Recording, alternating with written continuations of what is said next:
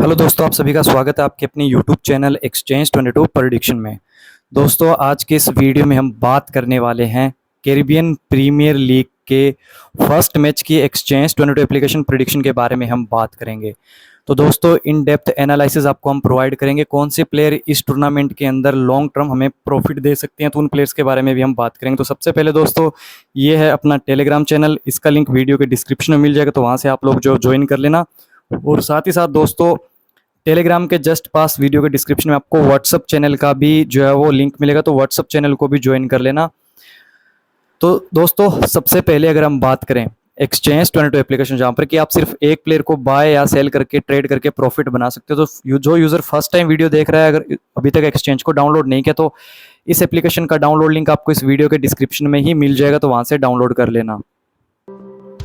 और दोस्तों, exchange 22 application की तरफ से जो सेकंड एप्लीकेशन आया है, जिसका नाम है फैंटेसी यात्रा, तो फैंटेसी यात्रा एप्लीकेशन का भी डाउनलोड लिंक आपको इस वीडियो के डिस्क्रिप्शन में मिलेगा, जहां पर कि अगर आप लगातार 22 हेड टू हेड मैच जीतते हो तो आप जो 1 करोड़ रुपए जीत सकते हो। तो दोस्तों, सीपीएल के अंदर जितने भी अच्छे मैचेस होंगे, हम सिलेक्टेड मैचेस को खेलेंगे, और इवन हमारा मेन मोटिव रहेगा कि कम से कम हम 13वें लेवल तक पहुंचे, क्योंकि अगर हम 13वें लेवल पे पहुंचते हैं, ठीक है ना, और 13वें लेवल पे आके अगर हम पैसा विड्रॉ भी करते हैं, क्योंकि यहाँ पर एक ही आपको 10 रुपये की पड़ती है, तो अगर हम 10 रुपये से स्टार्ट करके 13वें लेवल पे आ जाते हैं तो एक ही का विड्रॉ रेट 32,000 रुपये। और अगर हम 10 की के साथ पहुँचते हैं, ठीक है ना, जो कि 100 रुपये की पड़ेगी, अगर हम 10 की के साथ पहुँचते हैं तो भी हम 3,20,000 रुपये जो है वो इस एप्लीकेशन से निकाल सकते हैं। तो सिलेक्टेड मैचेस खेलेंगे, टर्म ये है कि हमें लगातार मैचेस जीतने पड़ेंगे, तो वो मेरा काम है। जो भी मैच हमारे लिए अच्छा रहेगा, जो कि इंडियन टाइम के हिसाब से जल्दी होगा या दिन में होगा, तो वो मैच हम कवर करेंगे, क्योंकि नॉर्मली जो ये फर्स्ट मैच है वो हमें सुबह के टाइम देखने को मिलेगा, कुछ 4 बजे के करीब। तो अगर उस टाइम तक मैं जगा हुआ या यूज़र जगे हुए तो वो कवर कर लेंगे, वो खेल लेंगे। अदरवाइज कोशिश हमारी यही रहेगी कि जो इंडियन टाइम के अकॉर्डिंग दोपहर में या दिन में मैचेस होंगे, या इवन रात को 7-8 बजे स्टार्ट होंगे, तो वो हमारे लिए प्रॉफिटेबल मैचेस बनेंगे। तो एक्सचेंज 22 एप्लीकेशन को आप जो टेलीग्राम में आपको लिंक मिल जाएगा, अदरवाइज वीडियो के डिस्क्रिप्शन में और कमेंट सेक्शन में मैंने पिन करके रखा हो, तो वहां से डाउनलोड कर लो। डाउनलोड करते ही आपको जो लगभग 300 रुपीज़ का रियल कैश मिल जाएगा, जो कि मैंने यहाँ पर बता के रखा होगा कि कैसे कैसे आपको मिलेगा। तो वो जैसे ही आप रेफर कोड के साथ लिंक से जाते हो और अपना 1,000 का डिपॉजिट करते हो ना, तो आपको एक्स्ट्रा 200 रुपये डिपॉजिट सेक्शन में मिलेगा, प्लस अगर आप केवाईसी भी करते हो अपना कंप्लीट, तो आपको 100 रुपये का रियल कैश मिलेगा और कुछ बोनस मिलेगा। तो ये तो आपको स्टार्टिंग में ही मिल जाएगा।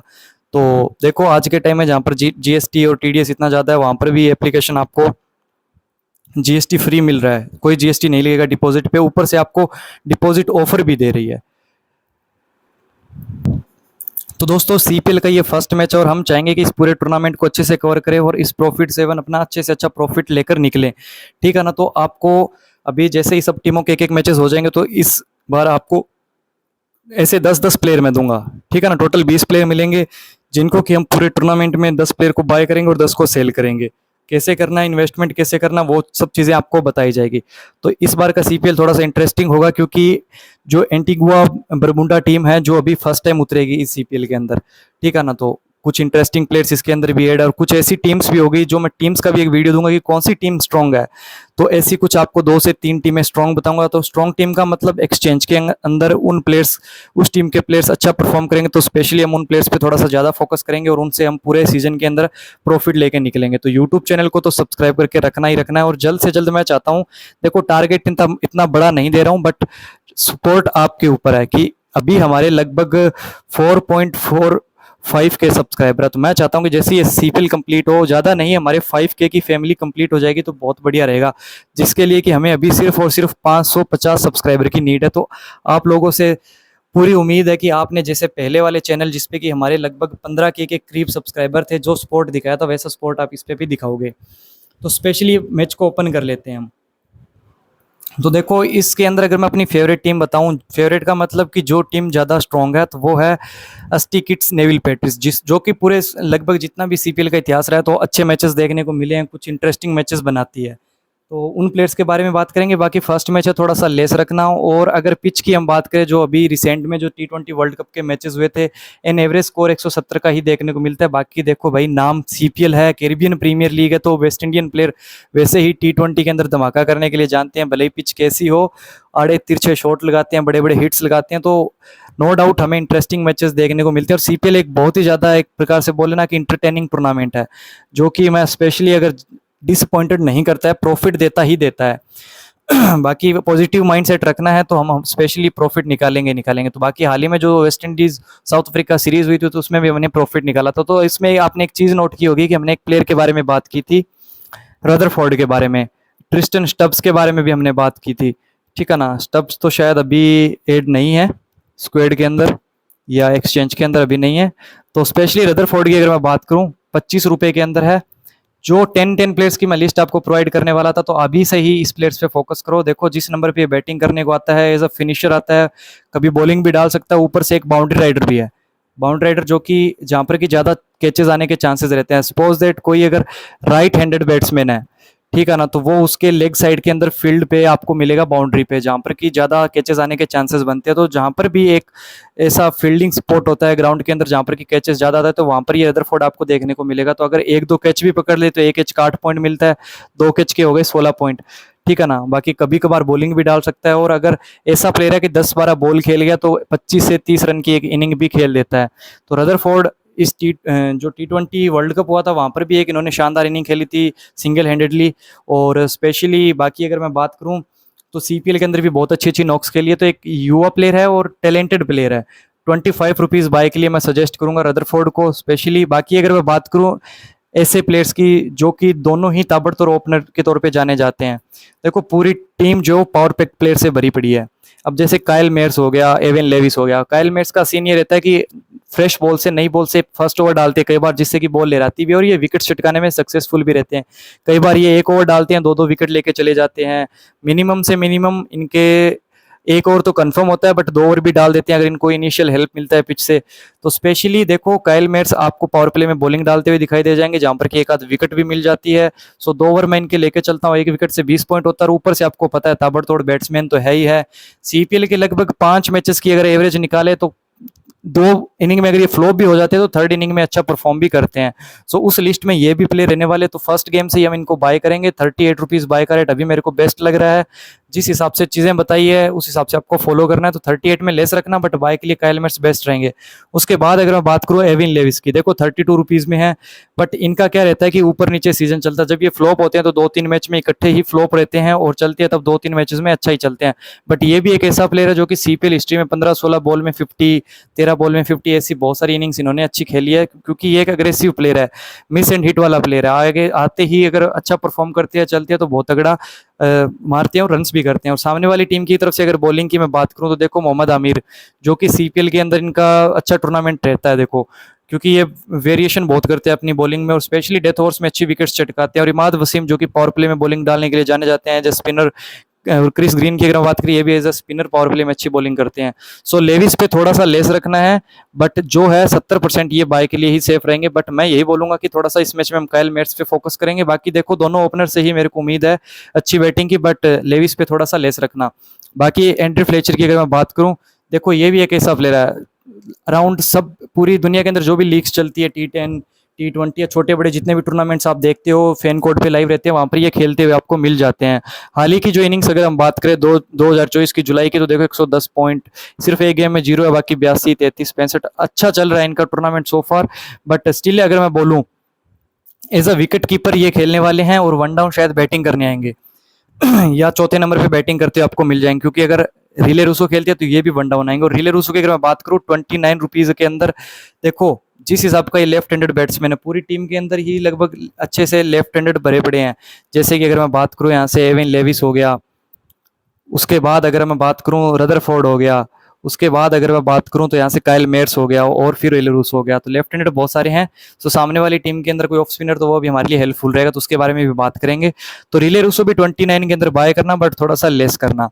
देखो ये जो 2 प्लेयर्स हैं इन पे लेस रखना, बाकी रदरफोर्ड, काइल मेयर्स थोड़े से बढ़िया हो जाएंगे। उसके बाद अगर मैं सेल के लिए बात करूं, थोड़ा सा रिस्की है, बट वही बात है, फर्स्ट मैच है तो थोड़ा लेस ही रखना। एंड्रे फ्लेचर 32 के अंदर मैं इनको सेल के लिए सजेस्ट कर रहा हूँ। और सिकंदर रजा की देखो अभी 1-2 गेम मैं सोच रहा हूँ कि इनके ऊपर इन्वेस्टमेंट ना करें, इनको थोड़ा देखा जाए। ऑलराउंडर अच्छे ऑलराउंडर है, क्योंकि देखो पूरी टीम पावर पैक प्लेयर से भरी पड़ी है। 5वें नंबर पे ये बैटिंग करने आएंगे, ऊपर से आपको देखो जहां तक मेरे को लग रहा है मिनिमम 2 ओवर तो इनके कंफर्म है as a off spinner. But ज्यादा से ज्यादा जिस हिसाब से ये वेरिएशन करते हैं, अब तो सुनील नारायण वाला एक्शन भी ले लिया है, और जिस हिसाब की ये पिच है अगर ये स्पिनर्स को हेल्प करती है तो स्पिनर्स को ही करती है, क्योंकि स्पिनर्स जैसे ही आते हैं सीपीएल के अंदर फास्ट बॉलर की पिटाई होती रहती है, तो स्पिनर्स आके थोड़ा सा रन रेट को कम करते हैं। तो सिकंदर रजा जहां तक मेरे को लग रहा है, देखो 4 ओवर कंफर्म है इनके डालने वाले, तो अगर एक विकेट भी लेकर जाते हैं और कुछ अगर बैटिंग आती है, तो वही मेन कंसर्न है कि बैटिंग में थोड़ा सा मेरे को डाउट लग रहा है, तो उस बेस पे मैं इनको थोड़ा सा अभी स्टिल बाय करने के प्रेफर नहीं करूंगा। अदरवाइज देखो ऑलराउंडर्स जितने भी होते हैं लाइक सिकंदर रजा हो गया, जैसे जो कि 4 ओवर तक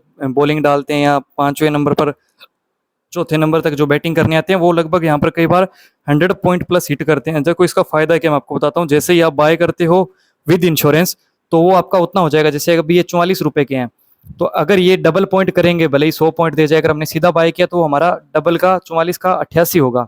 बट अगर ये जैसे मैंने बोला है कि 100, 110, 120 पॉइंट भी हिट कर जाता है ऑलराउंडर, कई बार 50 प्लस 3-4 विकेट, तो उस केस में अगर 150 पॉइंट देके जाते हैं और हमने इंश्योरेंस लिया है, तो 10 शेयर का इन्वेस्टमेंट हमारा 440 रुपये बनेगा। बट अगर रिटर्न आएगा ना, तो वो 1500 का आएगा, जो कि लगभग अगर हम देखें तो 3 से 4 गुना बन जाता है। तो बाद में ये हमारे लिए हेल्पफुल हो जाएंगे। तो बट स्टिल अभी थोड़ा कंफ्यूजन है, तो मैं इन पे कुछ अभी बात नहीं करने वाला।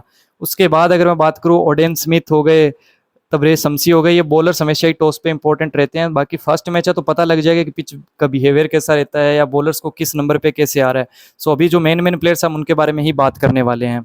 अब आ जाते हैं हम सेकंड टीम की तरफ से। देखो सेकंड टीम का ओपनर ब्रेंडन किंग और फकर जमान रहने वाले। और किंग की अगर मैं बात करूं, इनका भी सेम है, ये एक क्लासिक प्लेयर है। जैसा कि हम देखते हैं कि अभी वेस्ट इंडीज की टीम की तरफ से ओपनिंग करे शेहोप, दोनों मैच में जब हमने उनको बाय किया प्रॉफिट दिया, और इवन तीनों मैचेस में अच्छा किया था। एक में थर्ड में हमने उनको सेल किया था बट उन्होंने लॉस दिया, बट ओवरऑल हमने पूरी सीरीज के अंदर उनसे प्रॉफिट ही बनाया था। सो ब्रेंडन किंग की अगर मैं बात करूं, ये भी एक क्लासिक टैलेंटेड प्लेयर है और इनिंग को बिल्ड करना जानते हैं।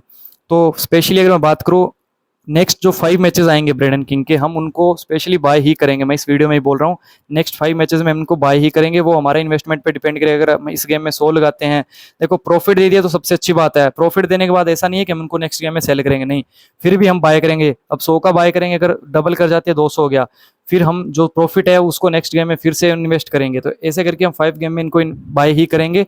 बाकी रिसेंट फॉर्म की अगर मैं बात करूँ, तो इनका अभी एक मई में अगर बात करें वेस्ट इंडीज साउथ अफ्रीका के अगेंस्ट 62 पॉइंट था। बाकी डिसेंट ही रहे हैं, बट ओवरऑल ये एक बढ़िया प्लेयर है और अच्छे रन्स भी करते हैं। सो 36 ब्रेंडन किंग बाय के लिए प्रॉफिटेबल रहेंगे। फकर जमान की अगर मैं बात करूं, देखो ओपनिंग में इन्होंने आज तक जितने भी मैचेस के लिए अच्छा ही परफॉर्म किया है स्पेशली, बट सामने वाली टीम के पास भी शानदार गेंदबाज है, जो कि मैंने बताया कि बॉल ले आती है, जैसे कि काइल मेट्स। अगर ये आउट करते हैं तो राइट हैंडेड के लिए बहुत ज़्यादा दिक्कतें पैदा करते हैं, तो वो ब्रेंडन किंग हो गए। बट स्टिल हमें हमारे कॉम्बिनेशन के हिसाब से जाना है। जैसे कि हम 8 से 10 प्लेयर्स की प्रेडिक्शन दे रहे हैं आपको, तो अगर उसमें 10 प्लेयर में से कोई 7 भी अगर हमें प्रॉफिट देते हैं, तो ओवरऑल हमारे इस मैच में प्रॉफिट हो जाएगा। बाकी फर्स्ट मैच है, सो नॉर्मली हम हमारे एनालिसिस के अकॉर्डिंग भाप जाएंगे कि पिच बिहेवियर कैसा रहता है, कौन सा बैट्समैन कैसे आ रहा है, किस बॉल पे फंस रहा है। सो नेक्स्ट गेम में हमारे लिए वो इतनी ज़्यादा हेल्पफुल रहेगा एनालाइज करने में।